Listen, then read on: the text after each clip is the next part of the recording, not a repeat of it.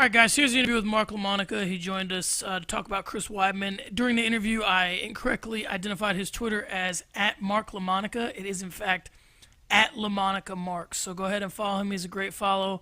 It's at Lamonica Mark. It's correct on the graphic, but I got it wrong during the interview. So enjoy the interview. It's a great one, and I'll talk to you soon. On the Hot Cage podcast in the Flurry, he's the deputy sports editor for Newsday Sports and can be followed at Mark Lamonica on Twitter. He's Mark Lamonica. Mark, how are you? I'm good. How are you, sir? I'm doing good. So you wrote two very interesting pieces in the lead up to this fight that can be read at Newsday.com. The one I want to discuss first is your comparison of Chris Weidman and Matt Serra. It's a simple question with a more complicated answer, I'm sure. What would lead the MMA public to believe that Chris Weidman won't suffer the same fate that Matt Serra did, first shocking the world, and then subsequently dropping the belt? So my question is, why is Chris Weidman different than Matt Serra, Mark? Well, I think you have to look at the stages of their career they're at. You look at Matt Serra; he was an older guy.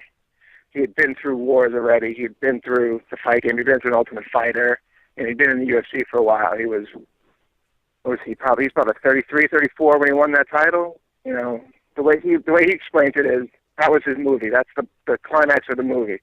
You get a guy like Weidman. He's 29 years old. He's had 10 pro fights.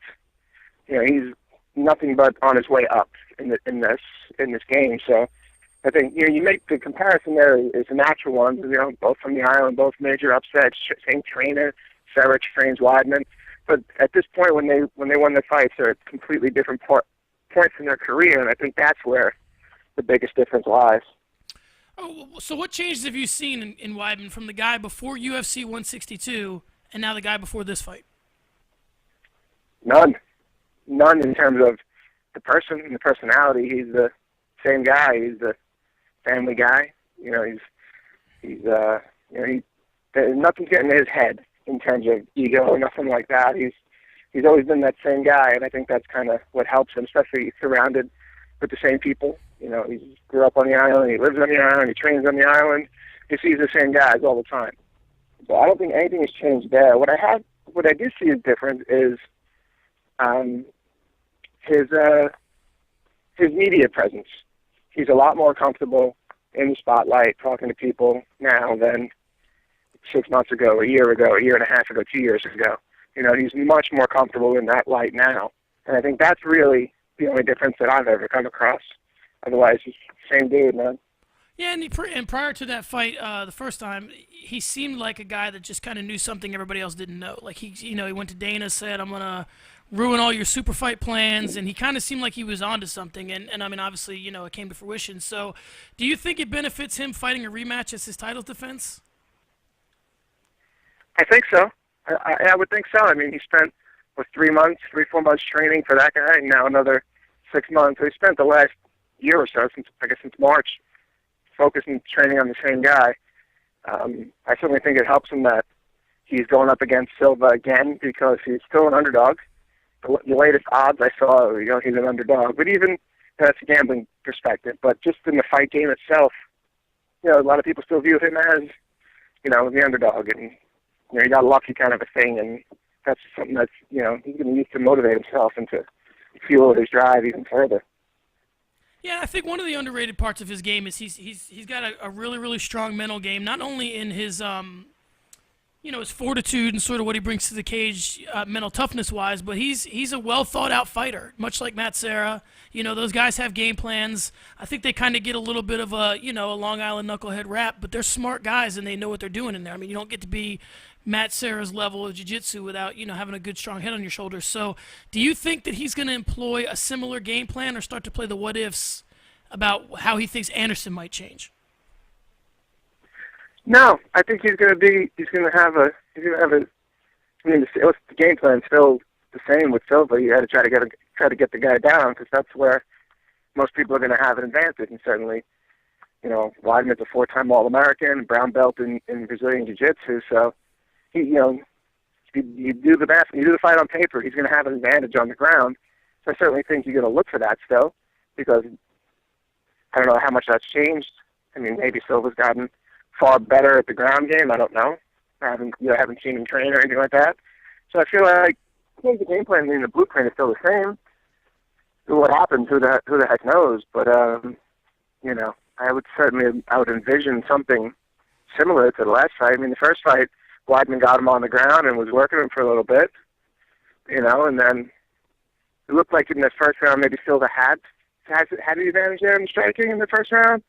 Second round, I mean, obviously we all know what happened there, so. Right, yeah, absolutely. So, and you kind of transitioning over to the other piece that you wrote, Weidman seems very motivated to silence his critics. Do you feel like that's a different motivation from the first fight, or is it sort of branches on the same tree? Same tree, definitely the same tree. I mean, to me, I think the UFC's tagline on the poster says it all. Leave no doubt. And, here's the guy. A lot of it just stems from the fact that Anderson Silva never lost a fight in the UFC. He'd never been knocked out his career for 16 years. And here comes this guy with a relatively low profile. He had 9 pro fights, last 5 in the UFC. He gets a lot of buzz. He's been a prospect. He's, the next guy in, that kind of stuff. But he still had a fairly low profile in terms of marketing and all that kind of stuff. UFC doesn't really get behind him until he had the title fight and all that kind of stuff. And here he is now. He's a champ. He's certainly a much bigger profile. Everyone's saying, I mean, you remember everything people said after the first fight. It was a fluke. The fight was fixed. All that insanity. So now here comes Weidman. He's got the same motivation. Obviously, he wants to win the fight, but he also wants to cement his first win. And it's a fight here that he can certainly do that. If he beats Silva again, he's like, guess what? I just beat the best in the world twice in a row. He's doing something right, That's true. Yeah. And it's gonna certainly solidify his position in the division, in UFC, the pound for pounds, all that kind of stuff. Another win, and he's gonna all of a sudden Chris Weidman is now the champ. He's not the guy who beat Anderson Silva and then has to do it again to prove that he did it the first time. That's true. Yeah, and much like another tri-state guy, Frank Edgar, after he beat BJ Penn, he had to go back and then take care of him again to let everybody know, okay, this wasn't just one great night I had and BJ had a bad one. So I'll get you out of here on this one. You kind of touched on it a little bit, but just to kind of put it in a nice little clean area here, how do you see the fight going on Saturday? Ooh, I don't know. I think it's gonna be good. I don't like to predict fights with guys in our coverage area on Long Island because doesn't really benefit anybody there. It's kind of a lose-lose for me. If I pick them to win, I'm a homer. If I don't pick them to win, then I'm not picking them to win because I don't want to be a homer. That's true. But I think I see this fight going a little further than last year. I see Silva coming out almost like in the second Sonnen fight, where he came out and he was far more aggressive, wanted to let people know that said, hey, that first fight was that wasn't me, and it was the busted ribs that I had, and that made a big difference. And I'm going to destroy this guy. So I see Silva coming out far more motivated than he's ever been. Obviously, Weidman hasn't said the things that Sonnen has said. Sonnen said leading up to that fight with the whole barbecue and all that kind of silliness and the medium rare steak stuff, so that's not Weidman's style. But I think Silva's going to be certainly far more aggressive. I think you'll see some of his antics, just because that's his style. That's what he's done. He's fought like that for the last 6-7 years at least, So I don't see that changing much. He'll still try to get into Weidman's head.